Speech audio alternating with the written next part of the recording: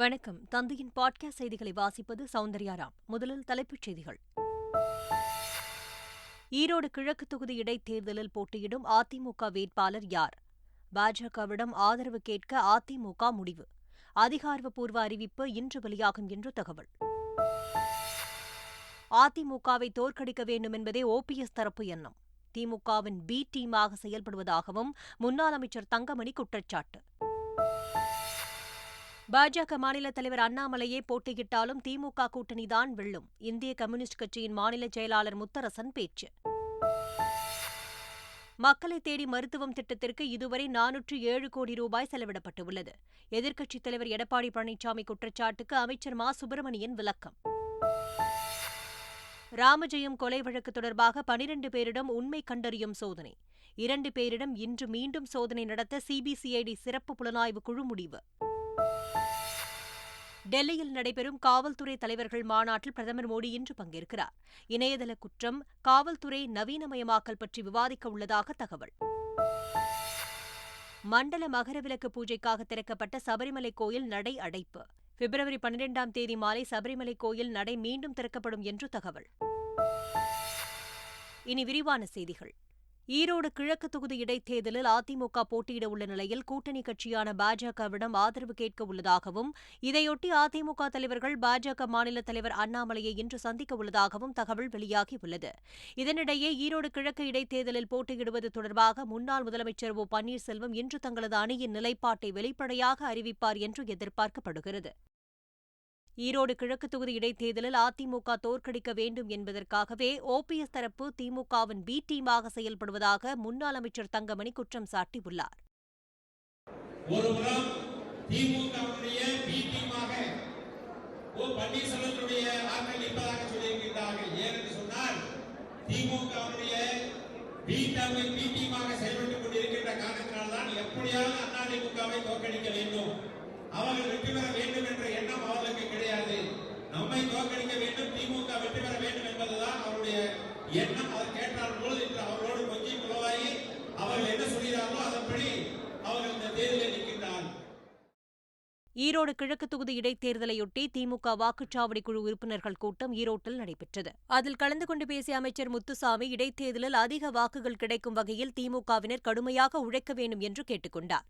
அந்த தொகுதியின் எம்எல்ஏவாக இருந்த மறைந்த திருமகன் ஈவேரா பற்றி பேசும்போது அமைச்சர் முத்துசாமி கண்ணீர் விட்டு அழுதார். ஈரோடு கிழக்கு தொகுதியில் பாஜக மாநில தலைவர் அண்ணாமலையே போட்டியிட்டாலும் திமுக கூட்டணிதான் வெல்லும் என்று இந்திய கம்யூனிஸ்ட் கட்சியின் மாநில செயலாளர் முத்தரசன் தெரிவித்துள்ளார்.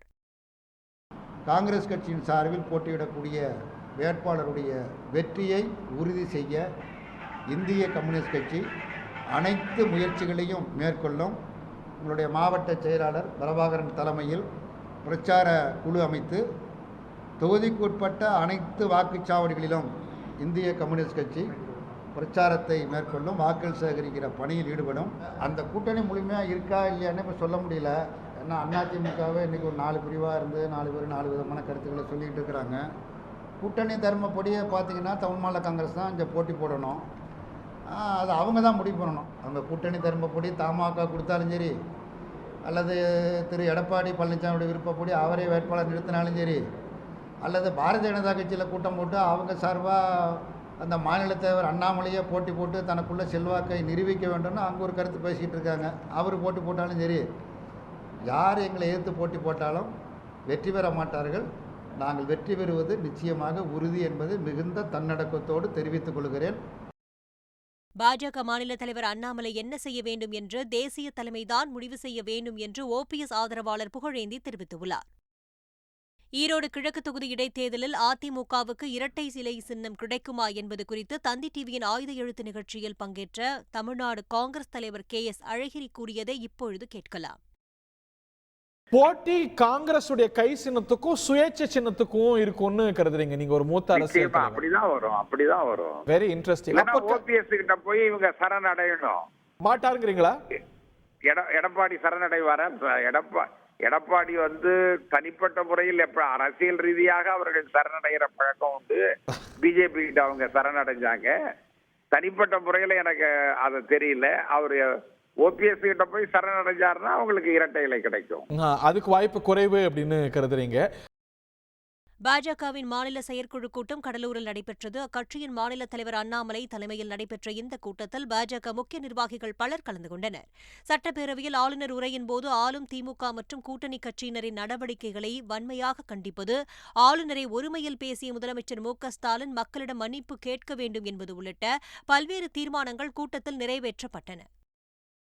சென்னை வேப்பேரியில் உள்ள பெரியார் திடலில் திமுக சார்பில் அரசியல் அமைப்பு சட்டமும் ஆளுநரின் அதிகார எல்லையும் என்ற தலைப்பில் சட்ட கருத்தரங்கம் நடைபெற்றது. இதில் திமுக எம்பி என்.ஆர். இளங்கோ, திராவிடர் கழக தலைவர் கே. வீரமணி, ஓய்வு பெற்ற சென்னை உயர்நீதிமன்ற நீதிபதி கே. சந்துரு உள்ளிட்டோர் பங்கேற்றுள்ளனர்.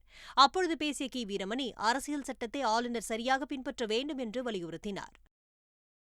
நீங்கள் இங்கே குறுக்கு சால் ஓட்டி ஒரு போட்டி அரசாங்கத்தை நடத்தி கொண்டு பேரலல் கவர்மெண்ட் என்பதை நான் ஒவ்வொருவருமையும் நான் இதை சொல்வேன் அதை சொல்வேன் நடத்தி கொண்டு ஒரு ஆர்எஸ்எஸ் உறுப்பினராக ஆர்எஸ்எஸ் அமைப்பினுடைய இன்னொரு கிளை பகுதியாக நீங்கள் நடத்தலாம்னு சொன்னால் இது பெரியார் மண், இது தமிழ் மண், இது சுயமரியாதை மண், இது ஸ்டாலின் ஆளுகிற மண், திராவிட மாடல் ஆளுகின்ற மண். இந்த மண்ணிலே நியாயவாதிகளும் சரி, இந்த மண்ணிலே அரசியல்வாதிகளும் சரி, எல்லோரும் தத்துவ ரீதியாக இருப்பார்கள். இதுதான் என்பதை புரிந்து கொண்டு இனிமேலாவது நீங்கள் அரசியல் சட்டத்தை ஒழுங்காக படியுங்கள், சரியாக அதை பின்பற்றுங்கள். மக்களை தேடி மருத்துவம் திட்டம் குறித்து எதிர்க்கட்சித் தலைவர் எடப்பாடி கே. பழனிசாமி எழுப்பியுள்ள கேள்விகளுக்கு தமிழக சுகாதாரத்துறை அமைச்சர் மா. சுப்பிரமணியன் பதிலளித்துள்ளார். இதுகுறித்து அவர் வெளியிட்டுள்ள அறிக்கையில், மக்களை தேடி மருத்துவம் திட்டத்திற்கு சிறப்பு நிதி ஒதுக்கீடாக 681 கோடியே 64 லட்சம் ரூபாய் வழங்கப்பட்டு இதுவரை 407 கோடி ரூபாய் செலவிடப்பட்டுள்ளதாக தெரிவித்துள்ளார்.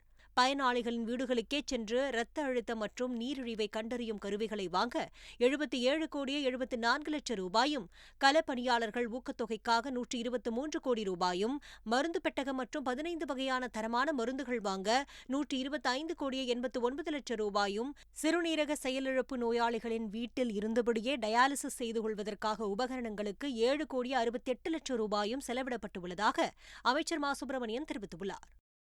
சென்னையில் இருந்து மதுரைக்கு தமிழை தேடி 8 நாள் பயணம் மேற்கொள்ள உள்ளதாக பாமக நிறுவனர் ராமதாஸ் தெரிவித்துள்ளார். உலக தாய்மொழி நாளான பிப்ரவரி 21ஆம் நாள் சென்னை வள்ளுவர் கோட்டம் அருகில் தொடங்கும் இந்த பரப்புரை பயணம் மதுராந்தகம், திண்டிவனம், புதுச்சேரி, கடலூர், தஞ்சாவூர், தமிழ் பல்கலைக்கழகம், திருச்சி, திண்டுக்கல் வழியாக சங்கம் வைத்து தமிழ் வளர்த்த மதுரையில் பிப்ரவரி 28ஆம் நாள் நிறைவடையும் என்று அவர் கூறியுள்ளார்.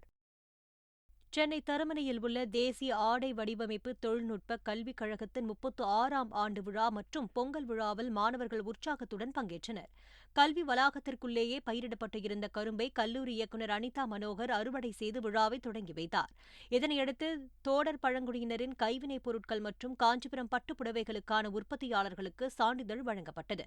அதைத் தொடர்ந்து மாணவ மாணவிகளுக்கு கோலப் போட்டியும், தப்பாட்டம், மயிலாட்டத்துடன் மாணவர்களின் கலை நிகழ்ச்சிகளும் நடைபெற்றன. ராமஜெயம் கொலை வழக்கில் உண்மை கண்டறியும் சோதனை இறுதிக்கட்டத்தை எட்டியுள்ளது. அமைச்சர் கே. என். நேருவின் சகோதரர் ராமஜெயம் கொலை வழக்கை மீண்டும் விசாரித்து வரும் சிபிசிஐடி சிறப்பு புலனாய்வு குழு சந்தேகத்திற்கிடமான 12 பேரிடம் சென்னையில் உண்மை கண்டறியும் சோதனை நடத்தியது. நேற்று திருச்சியைச் சேர்ந்த சாமி ரவி, சிவா, ராஜ்குமார், மாரிமுத்து ஆகிய 4 பேரிடம் உண்மை கண்டறியும் சோதனை நடத்தப்பட்டது. அவர்களில் சிவா மற்றும் ராஜ்குமார் ஆகிய இருவரிடம் இன்று மீண்டும் உண்மை கண்டறியும் சோதனை நடத்தப்பட உள்ளது. கனியாமூர் பள்ளி மாணவி ஸ்ரீமதி உயிரிழந்த வழக்கில் மாணவி பயன்படுத்திய செல்போனை ஸ்ரீமதியின் தாய் சிபிசிஐடி போலீசாரிடம் ஒப்படைத்தார். கள்ளக்குறிச்சி மாவட்டம் கனியாமூரில் தனியார் பள்ளி மாணவி ஸ்ரீமதி உயிரிழந்த விவகாரம் தொடர்பான வழக்கில் மாணவி பயன்படுத்திய செல்போனை விசாரணை அதிகாரிகளிடம் வழங்கக் கோரி சென்னை உயர்நீதிமன்றம் உத்தரவிட்டது. இந்த நிலையில் வரும் பிப்ரவரி 1ஆம் தேதி வழக்கு விசாரணை மீண்டும் வரவுள்ள நிலையில் மாணவி ஸ்ரீமதியின் தாய் செல்வி தனது வழக்கறிஞர்களுடன் சென்று விழுப்புரத்தில் உள்ள சிபிசிஐடி அலுவலகத்தில் மாணவி ஸ்ரீமதி பயன்படுத்திய செல்போனை ஒப்படைத்தார். காஞ்சிபுரம் ஏகாம்பரநாதர் கோயில் அலுவலகத்தில் பணிபுரியும் பெண் ஊழியரிடம் பாலியல் சீண்டலில் ஈடுபட்டதாக கோயில் செயல் அலுவலர் வேதமூர்த்தி மீது புகார் தெரிவிக்கப்பட்டுள்ளது. கடந்த 8ஆம் தேதி கோயில் அலுவலகத்தில் யாரும் இல்லாத நேரத்தில் அங்கே பணியில் இருந்த பெண் ஊழியரிடம் வேதமூர்த்தி பாலியல் சீண்டலில் ஈடுபட்டதாக கூறப்படுகிறது. இதுகுறித்து பெண் ஊழியர் எந்தவித புகாரும் அளிக்காத நிலையில் சிசிடிவி காட்சி வெளியாகியுள்ளது. அதன் பேரில் கோயிலின் இணை ஆணையர் வான்மதி, செயல் அலுவலர் மற்றும் கோயில் ஊழியர்களிடம் விசாரணை நடைபெற்றது. சென்னை அம்பத்தூரில் 5 லட்சம் கேட்டு தொழிலதிபரை கடத்திய கும்பலை போலீசார் கைது செய்தனர். அத்திப்பட்டு பகுதியைச் சேர்ந்த தொழிலதிபர் ஜெயராமனும் தேவராஜ் என்பவரும் நண்பர்கள் என்றும் ரியல் எஸ்டேட் தொழில் செய்து வருவதாகவும் கூறப்படுகிறது. இந்த நிலையில் இருவருக்கும் இடையே கொடுக்கல் வாங்கலில் தகராறு ஏற்பட்டதாக தெரிகிறது. இந்த நிலையில் ஜெயராமனை தேவராஜ் தனது நண்பர்கள் 5 பேருடன் சென்று காரில் கடத்தியுள்ளார். பின்னர் ஜெயராமனின் மனைவி சிவரஞ்சனியை தொடர்பு கொண்டு 5 லட்சம் ரூபாய் கொடுத்து கணவரை கூட்டிச் செல்லுமாறு தேவராஜ் மிரட்டியுள்ளார்.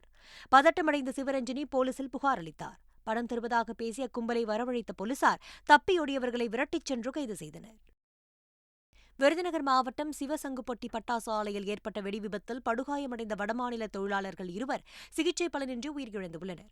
கடந்த 14ஆம் தேதி நிகழ்ந்த வெடிவிபத்தில் படுகாயமடைந்த வடமாநில இளைஞர்கள் 3 பேர் மதுரை அரசு மருத்துவமனையில் சிகிச்சை பெற்று வந்தனர். இந்த நிலையில் சிகிச்சை பலனின்றி ராம்பாள் அதிவாசி, சந்தீப் கோபால் ஆகியோர் உயிரிழந்துள்ளனர். இதுகுறித்து வழக்கு பதிவு செய்து போலீசார் விசாரணை மேற்கொண்டு வருகின்றனர்.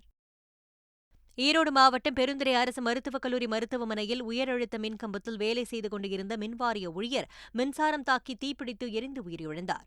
மாதாந்திர பராமரிப்பு பணிக்காக மின்சாரத்தை நிறுத்திவிட்டு மின்மாற்றியில் இணைப்பை மாற்றியபோது இந்த விபத்து நிகழ்ந்துள்ளது. உயிரிழந்த சிவசங்கரன் நாகப்பட்டினம் மாவட்டம் ஆலம்பாளையத்தைச் சேர்ந்தவர் என்பதும் அவருக்கு திருமணமாகி குழந்தை உள்ளது என்பது விசாரணையில் தெரியவந்துள்ளது. அருப்புக்கோட்டை பகுதியில் உரிய அனுமதியின்றி பதுக்கி வைக்கப்பட்டிருந்த பட்டாசுக்கு பயன்படுத்தும் கருந்தறி பறிமுதல் செய்யப்பட்டுள்ளது. அண்மையில் அடிக்கடி வெடிவிபத்து ஏற்படுவதால் போலீசார் ஈடுபட்டுள்ளனர். இந்த நிலையில் அருப்புக்கோட்டை நகர்ப்பகுதியில் பல வீடுகளில் பதுக்கி வைக்கப்பட்டிருந்த 6 டன் கருந்தறியை போலீசார் பறிமுதல் செய்தனர். இது தொடர்பாக 8 பேர் மீது வழக்கு பதிவு செய்யப்பட்டுள்ளது. ஆஸ்திரேலியாவின் மெல்போர்ன் நகரில் இருந்து டெல்லிக்கு சென்ற விமானம் எரிபொருள் குறைவால் சென்னையில் தரையிறங்கியது. மெல்போர்ன் நகரில் இருந்து 277 பயணிகளுடன் டெல்லிக்கு புறப்பட்ட விமானம் நடுவானில் பறந்து கொண்டிருந்தபோது எரிபொருள் குறைவாக இருந்ததாக தெரிகிறது. இதை அறிந்த டெல்லி கட்டுப்பாட்டறை அதிகாரிகள் சென்னை விமான நிலையத்தில் தரையிறக்க உத்தரவிட்டனர். சென்னை விமான நிலையத்தில் எரிபொருள் நிரப்பிய பிறகு 1 மணி நேரம் தாமதமாக அந்த விமானம் டெல்லிக்கு புறப்பட்டுச் சென்றது. சென்னை அடுத்த பூந்தமல்லியில் சாலையில் ஏற்பட்ட திடீர் பள்ளத்தால் பரபரப்பு ஏற்பட்டது. கிண்டியில் இருந்து பூந்தமல்லி வரை 2ஆம் கட்ட மெட்ரோ ரயில் பணிகள் நடைபெற்று வருகிறது. இந்த நிலையில் பெங்களூர் தேசிய நெடுஞ்சாலை அருகே பூந்தமல்லி பேருந்து நிலையத்திற்கு செல்லும் சர்வீஸ் சாலையில் திடீரென்று 10 அடி ஆழத்திற்கு ராட்சத பள்ளம் விழுந்தது. இதனால் அந்த பகுதி வழியாக சென்ற வாகன ஓட்டிகள் அச்சத்திற்கு உள்ளாகினர். பின்னர் வாகனங்கள் மாற்று வழியில் திருப்பிவிடப்பட்டுள்ளதால் கடும் போக்குவரத்து நெரிசல் ஏற்பட்டது. தை அமாவாசையையொட்டி திருநெல்வேலி நெல்லையப்பர் கோயிலில் தங்க விளக்கு ஏற்றப்பட்டு சிறப்பு பூஜைகள் நடத்தப்பட்டன. ஆண்டுக்கு ஒருமுறை மட்டும் நடைபெறும் இந்த நிகழ்ச்சி சிறப்பு யாகசால பூஜையுடன் தொடங்கியது. சுவாமி சன்னதியில் இருந்து தங்க விளக்கு எடுத்து வரப்பட்டு மணி மண்டபத்தில் வண்ண மலர்களால் அலங்கரிக்கப்பட்ட மேடையில் ஏற்றப்பட்டது. இதில் திரளான பக்தர்கள் பங்கேற்று சுவாமி தரிசனம் செய்தனர். மண்டல மற்றும் மகர விளக்கு பூஜைக்காக திறக்கப்பட்ட சபரிமலை கோயில் நடை அடைக்கப்பட்டது. சபரிமலை ஐயப்பன் கோயிலில் கடந்த நவம்பர் 16ஆம் தேதி நடை திறக்கப்பட்டு 41 நாட்கள் மண்டல மற்றும் விரதகால பூஜைகள் நடைபெற்றன. அனைத்து கால பூஜைகள் நிறைவடைந்ததை அடுத்து ஐயப்பனுக்கு செய்து வந்த நெய் அபிஷேகம் நிறுத்தப்பட்டது. ஐயப்பனுக்கு அணிவித்த திருவாபரணம் மீண்டும் பந்தலத்திற்கு வழி அனுப்பப்பட்டு கோயில் நடை அடைக்கப்பட்டது. மீண்டும் மாசி மாத பூஜைக்காக பிப்ரவரி 12ஆம் தேதி மாலை சபரிமலை கோயில் நடை திறக்கப்படும் என்று தெரிவிக்கப்பட்டுள்ளது. டெல்லியில் இன்று நடைபெறும் காவல்துறை தலைவர்கள் மாநாட்டில் பிரதமர் நரேந்திர மோடி பங்கேற்கிறார். அங்கு உள்ள தேசிய வேளாண் அறிவியல் வளாகத்தில் 3 நாட்கள் நேரடி மற்றும் காணொலி மூலம் நடைபெறும் இந்த மாநாட்டில் அனைத்து மாநிலங்கள் மற்றும் யூனியன் பிரதேசங்களைச் சேர்ந்த காவல்துறை தலைவர்கள் நேரடியாக பங்கேற்கின்றனர். இணையதள குற்றம், காவல்துறை நவீனமயமாக்கல் உள்ளிட்ட பல்வேறு விஷயங்கள் குறித்து இந்த மாநாட்டில் விவாதிக்கப்படுகிறது. தமிழ்நாடு முதலமைச்சர் கோப்பைக்கான விளையாட்டுப் போட்டிகளில் பங்கேற்பதற்கான ஆன்லைன் பதிவு வரும் 23ஆம் தேதி வரை நீட்டிக்கப்படுவதாக அமைச்சர் உதயநிதி ஸ்டாலின் தெரிவித்துள்ளார். சிலம்பம், கபடி, கிரிக்கெட் உள்ளிட்ட 15 வகையான விளையாட்டுப் போட்டிகளில் பள்ளி, கல்லூரி மாணவர்கள், மாற்றுத்திறனாளிகள், பொதுமக்கள் மற்றும் அரசு ஊழியர்கள் பங்கேற்கலாம் என்றும் மொத்த பரிசுத் தொகையாக 25 கோடி ரூபாய் ஒதுக்கப்பட்டுள்ளதாகவும் அமைச்சர் உதயநிதி ஸ்டாலின் தமது டுவிட்டர் பதிவில் குறிப்பிட்டுள்ளார். ஏற்கனவே 1 லட்சத்திற்கும் மேற்பட்டோர் விண்ணப்பித்துள்ள நிலையில் பொதுமக்களின் கோரிக்கையை ஏற்று போட்டியில் பங்கேற்பதற்கான ஆன்லைன் பதிவு வரும் 23ஆம் தேதி வரை நீட்டிக்கப்படுவதாக அமைச்சர் உதயநிதி ஸ்டாலின் தெரிவித்துள்ளார். மீண்டும் முக்கிய செய்திகள். ஈரோடு கிழக்கு தொகுதி இடைத்தேர்தலில் போட்டியிடும் அதிமுக வேட்பாளர் யார்? பாஜகவிடம் ஆதரவு கேட்க அதிமுக முடிவு. அதிகாரப்பூர்வ அறிவிப்பு இன்று வெளியாகும் என்று தகவல். அதிமுகவை தோற்கடிக்க வேண்டும் என்பதே ஓபிஎஸ் தரப்பு எண்ணம். திமுகவின் பி டீமாக செயல்படுவதாகவும் முன்னாள் அமைச்சர் தங்கமணி குற்றச்சாட்டு. பாஜக மாநில தலைவர் அண்ணாமலையே போட்டியிட்டாலும் திமுக கூட்டணிதான் வெல்லும். இந்திய கம்யூனிஸ்ட் கட்சியின் மாநில செயலாளர் முத்தரசன் பேச்சு. மக்களை தேடி மருத்துவம் திட்டத்திற்கு இதுவரை 407 கோடி ரூபாய் செலவிடப்பட்டுள்ளது. எதிர்க்கட்சித் தலைவர் எடப்பாடி பழனிசாமி குற்றச்சாட்டுக்கு அமைச்சர் மா. சுப்பிரமணியன் விளக்கம். ராமஜெயம் கொலை வழக்கு தொடர்பாக 12 பேரிடம் உண்மை கண்டறியும் சோதனை. 2 பேரிடம் இன்று மீண்டும் சோதனை நடத்த சிபிசிஐடி சிறப்பு புலனாய்வு குழு முடிவு. டெல்லியில் நடைபெறும் காவல்துறை தலைவர்கள் மாநாட்டில் பிரதமர் மோடி இன்று பங்கேற்கிறார். இணையதள குற்றம், காவல்துறை நவீனமயமாக்கல் பற்றி விவாதிக்க உள்ளதாக தகவல். மண்டல மகரவிளக்கு பூஜைக்காக திறக்கப்பட்ட சபரிமலை கோயில் நடை அடைப்பு. பிப்ரவரி 12ஆம் தேதி மாலை சபரிமலை கோயில் நடை மீண்டும் திறக்கப்படும் என்று தகவல். இத்துடன் பாட்காஸ்ட் செய்திகள் நிறைவடைந்தன.